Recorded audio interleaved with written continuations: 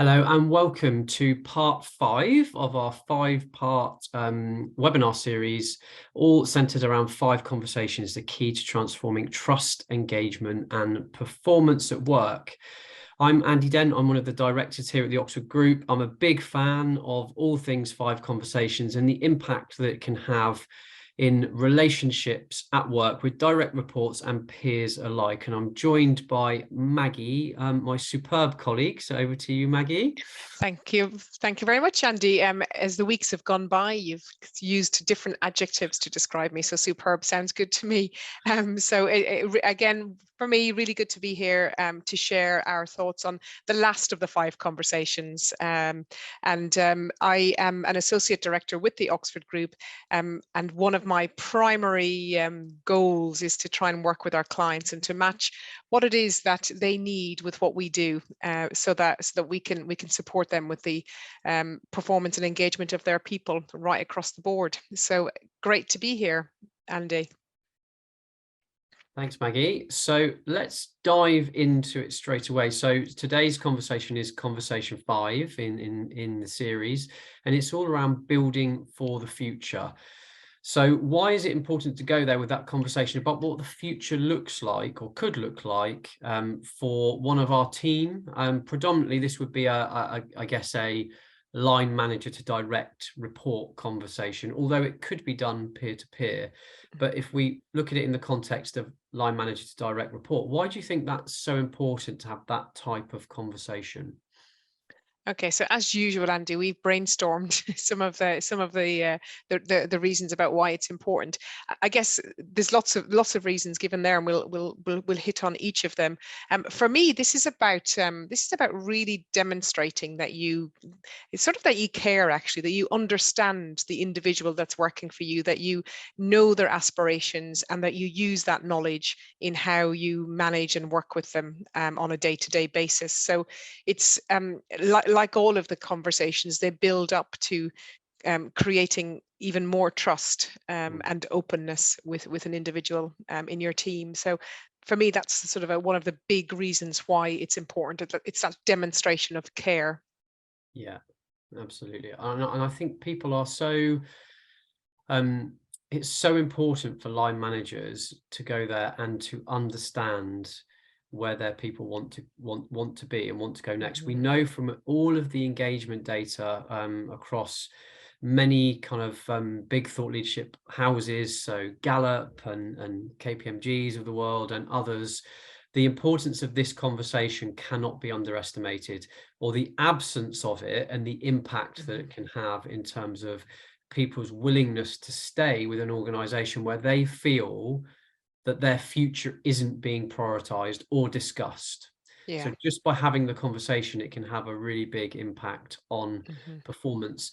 And that's easier said than done. And I tell this story all the time. So Maggie, you're probably sick of hearing it, but I remember back in the days where I used to lead large teams of people as a general manager in the health club sector.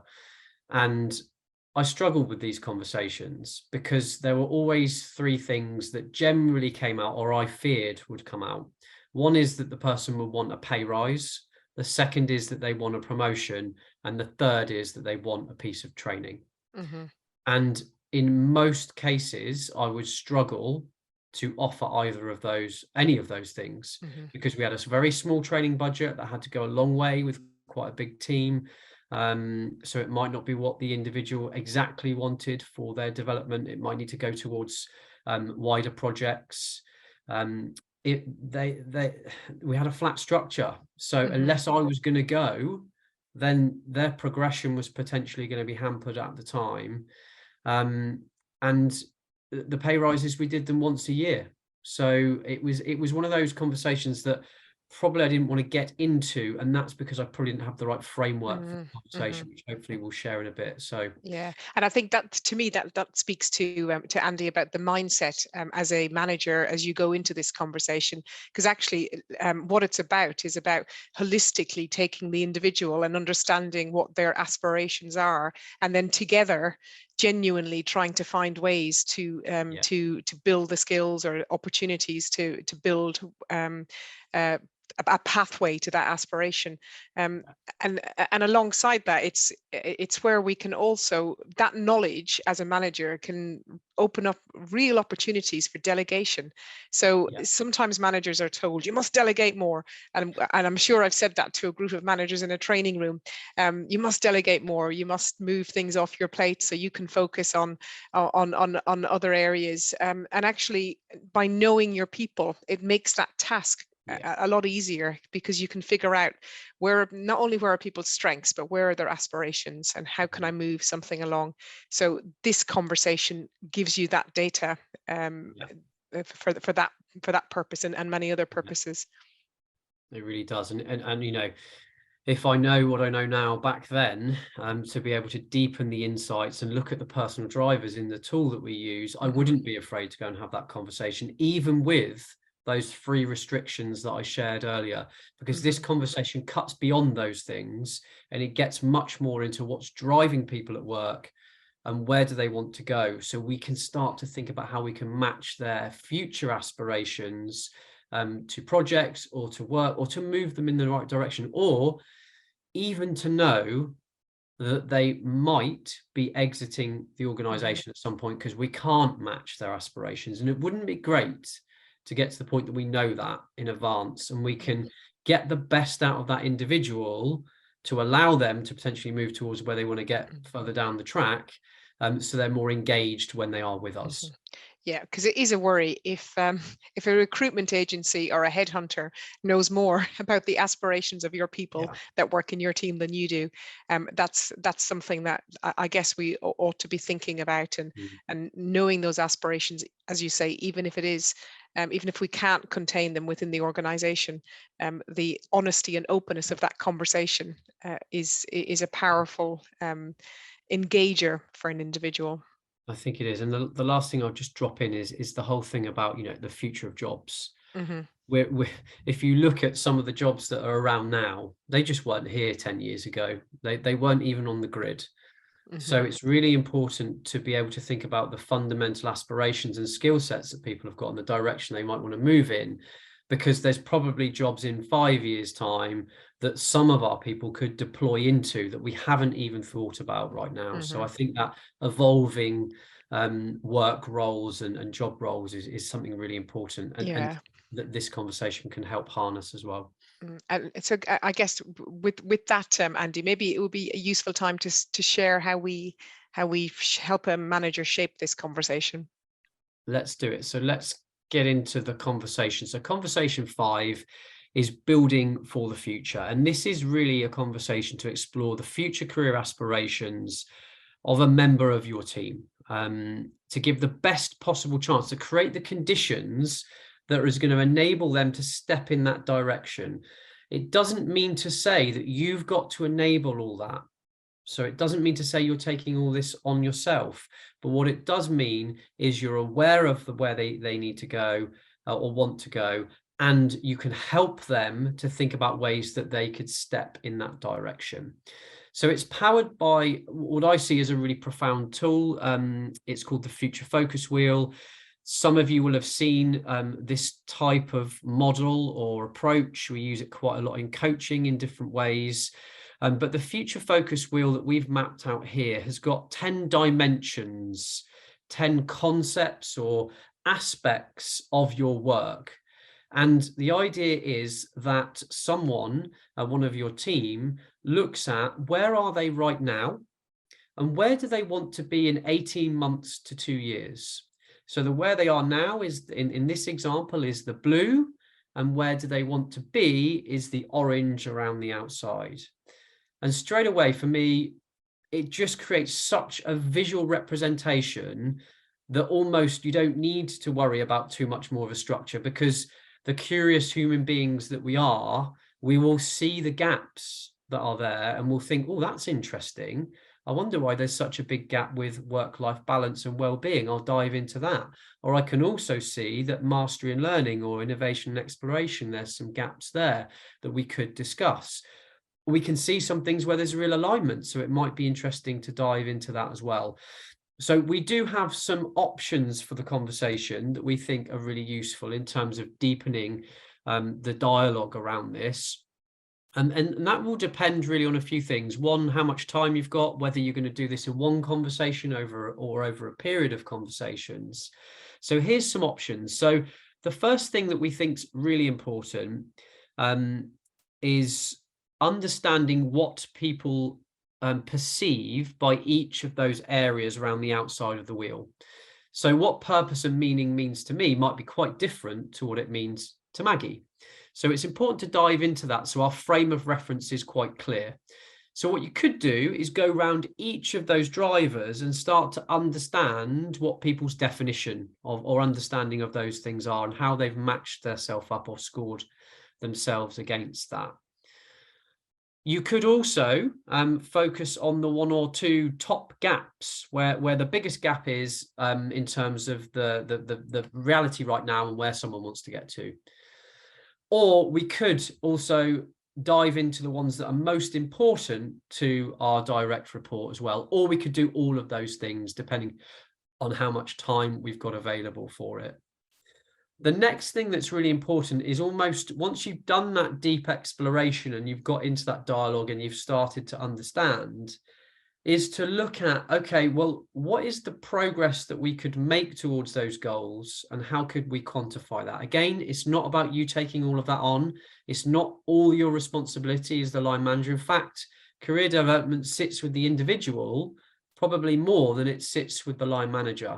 So it's about having that open coaching conversation and you potentially being able to open some doors or opportunities for people to step into.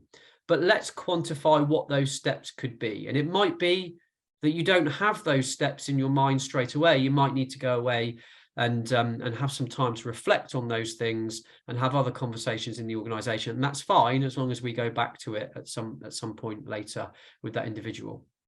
The other thing we could do is jointly brainstorm what can be done on a practical basis to help. So how could you as the line manager potentially help that person to move towards their aspirations, or what could they do to help towards those aspirations?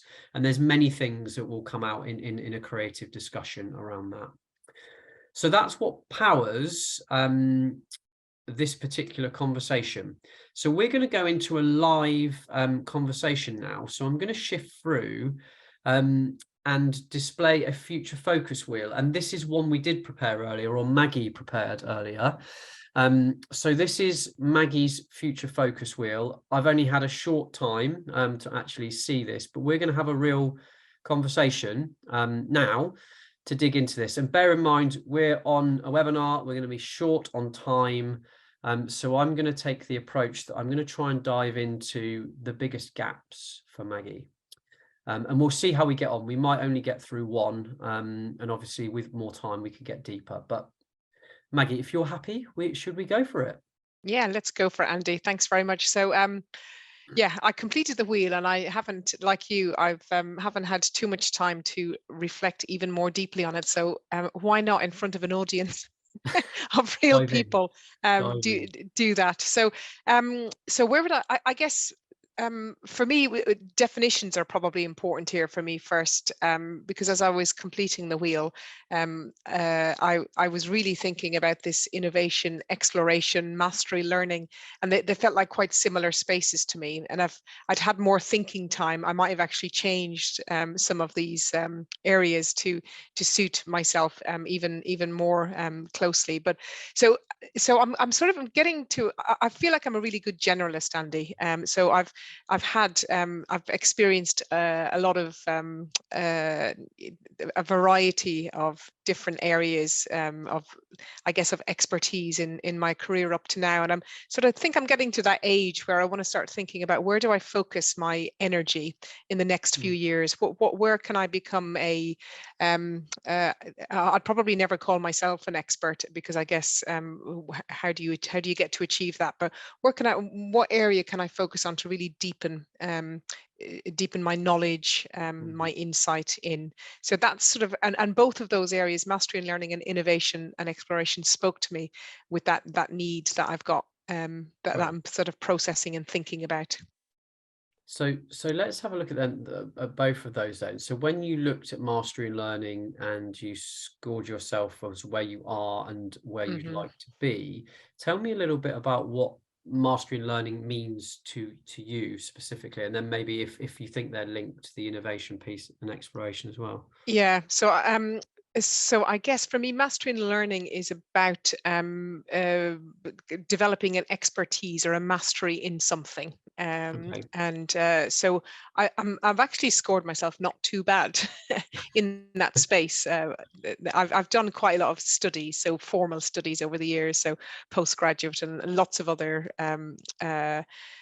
areas of study in this field, in the field of leadership, management development, etc. So it's in that space I'm thinking about is where what is it, and I actually, it's very unhelpful, Andy, because I don't quite know where I want to go with that yet. Mm, There's several options open to me about where I might want to go deeper into my learning and mastering something, even more so than I have today. And I guess the innovation and exploration, that speaks to it in some ways, because I think I'd like to do that learning in quite an innovative and different way, mm, maybe using technology, or maybe technology is the area that I want to master and learn. So how do we use technology to support the learning of managers and leaders on a day-to-day basis in what we do and in what we provide to our clients, etc. So that's the sort of area I'm thinking about. I mm. probably need more than a Okay. 6-minute conversation to explore it, but I thought Absolutely. I'll arrive being real. Yeah, no, for sure. I mean, you mentioned there were a couple of options. You're not 100% sure on, Mhm, what that mastery and learning looks like, but there's a couple of ideas maybe. Do you want to get mhm. into that? Any thoughts on what they are? Yeah, and I guess the reason why this sort of innovation is linked to it is I'm thinking about artificial intelligence. I'm thinking Mm, about virtual, using virtual reality. So I'm thinking about some of those technologies and how they support people's learning. But I'd like to understand, and maybe do some research and do some learning around how they support learning, and then practically how we could use it. So is it effective, and then if it is, how can we practically use it? So doing mm, some mm. some work and thinking and learning in that space is interesting to me. Okay, okay. I'm going to call a real quick timeout, and this is live. So that's actually really interesting. I didn't know that this is real, and there's some great opportunity within our organization to explore those types of things. So as we continue, I'm going to jump back in a second and start to think about how potentially I could support Maggie to look into that, because it's something within the organization that we should be looking at actually. So I'm going to dive. That was a revelation, Maggie. So I'm coming back in live now. So okay, interesting stuff, Maggie. So, have you done? Where are you with it at the moment? Have you done any research or investigation into how you could find out more? What stage are So you I've at? done it. Well, I guess the first and foremost, the last few years where we've been using virtual platforms and supporting people's learning and development through a virtual live learning. It's been a revelation to me about how effective it is. Working remotely, working with groups, and how inclusive it can be, in terms of providing access to training and development to people who ordinarily couldn't come to a 2-day face-to-face 100 miles from home, or whatever. So there's something in there. So I've become certain there's real power in Mm, learning remotely and learning virtually, and the use of technology in learning. So that's sort of that's something I know. And then I've done some reading around virtual reality. I've mm, experienced it a little bit, but I think the bit I haven't done, and this conversation is helping me think about it, is some of the reading around the how effective it is. mm, mm. Is it better than face to face, or is it different, and is it effective, and will it actually help our leaders, managers, participants to develop the skills, mindsets, behaviors that that we're supporting them in developing today? So there's something for me to do, and that's probably some initial reading around the topic. So I'm keen to help, and I'm keen to collaborate as well, actually, Maggie, because it's an area of interest for myself personally, and a stream of work that's going to be useful for the organisation. So I've got a few ideas in my mind that could help with that. Firstly, there's a couple of contacts that I know that are in that type of space that would be able to share maybe a bit more expertise. Secondly, there's a learning technology expo that that could be useful for us both to attend, actually, because we get to see lots of suppliers and lots of technology, and we can think about how that could then be contextualized into what we do. So maybe let's see if we can work that out together to get along to that. And thirdly, I think some kind of a working group. We've already got some streams of work that fall in this space. So I think you joining a couple of those, subject to other workload, if that's of interest, that would definitely be an open offer. So I don't know how any of those sound to you.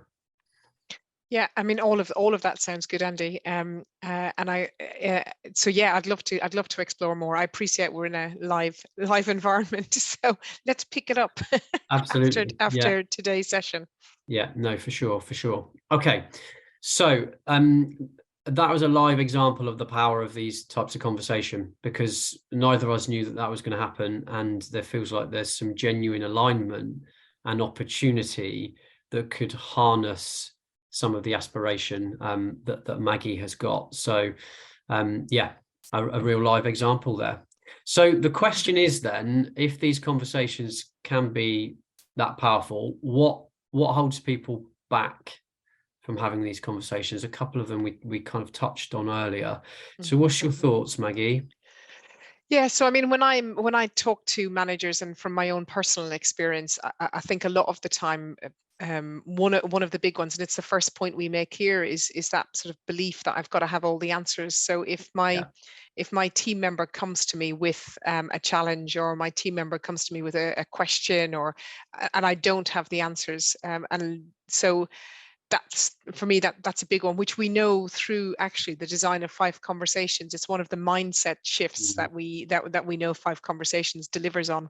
It's that coaching style approach, and helping people discover things for themselves, and you, the manager, not having to have all the answers, and that's okay. Yeah, no, absolutely, absolutely. I hear you. One of the ones that I think that we come up against quite a lot when we deliver the program Five Conversations is people will often say, well, we've got a process for that. We've got a career conversations process, and we've got to upload things into a portal. And the important thing to mention with this conversation, as with all of the conversations, they don't replace formal processes. Actually, what they do is they make the conversation deeper and more insightful. So very often what you've got to fill in on a portal or through a process is going to be far richer from having this type of conversation with a member of your team. So we like to think that the conversations are agnostic and actually supportive of internal organizational process. So that's definitely one to take into account. It's certainly, and in actual fact, they enhance the internal Mm, process, and that's part of their purpose. Actually, it's why they exist. The Five Conversations. I mean, the other one for me is that whole thing around a line manager being frustrated with their own development, or their own career, or the answers they're getting from their line manager, and they're sort of passing that on. So the vibe they're getting, they're passing it on to their people. So it's a useful one, and we do encourage managers to just check that one. Where are you at in terms of your career and your aspirations? Because it's quite helpful to have considered and thought about that, before or during or at some point, so that so that frustration doesn't become a blocker to having yeah. a quality conversation. Yeah, absolutely, absolutely. Because this is it's quite a giving conversation, and it's a really important giving conversation. But the last point that's on the slide there about will it create more work for me, that's also a concern, that you take all of someone's aspirations on you, and you've got enough stuff going on as a leader or manager. But I think that point that we talked about, that proper delegation or alignment of people's energy, is really important. So the example that we've just had, Maggie, around VR and learning tech, whilst okay, there might be a small amount of work that we've got to take on to have a conversation about what it could look like and get you into some working groups and maybe book in some time to go to learning technologies, that's actually all really positive stuff that's aligned to strategy. So it's stuff that is worth doing. But there also might be some stuff that when we deepen that conversation, I might say to you, well, Maggie, why don't you go away and read, whichever thought leaders piece on X, Y, and Z, and come back and share your findings with the team. So we're helping you towards your development goals, but it's not something that the line manager is taking on themselves. Actually, it's more about helping people to find their own path. So we're not always taking things and adding to our to-do list, which is something that comes up quite often with this conversation. And absolutely, and I guess one of the points here as well is the line manager not liking what they're hearing, or so it can feel quite scary when you start to talking about career aspirations and somebody says, well, my aspiration is to leave, and if you're not prepared for that, it can stop you in your tracks. And I guess using some of our best open questions and responding to that by saying, tell me a little bit more about what's behind that. That's the start of a future career conversation to really understand. And many years ago, I had that very conversation with one of my best team members from a previous role, a previous company, who said they wanted to leave. By the end of, it wasn't one conversation, but by the end of 2 or 3 conversations, we'd actually sorted their job role internally to help them deliver on some of the ambitions that they were wanting to achieve by leaving. So actually hearing that can be a driver to having that quality conversation.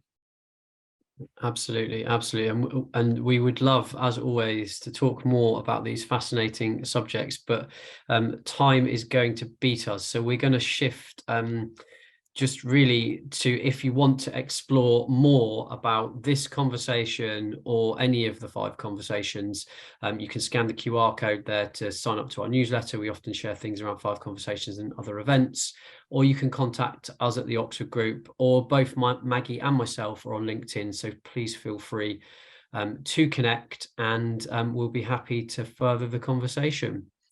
So thank you, everyone. Thank you very much. Lovely to see you all.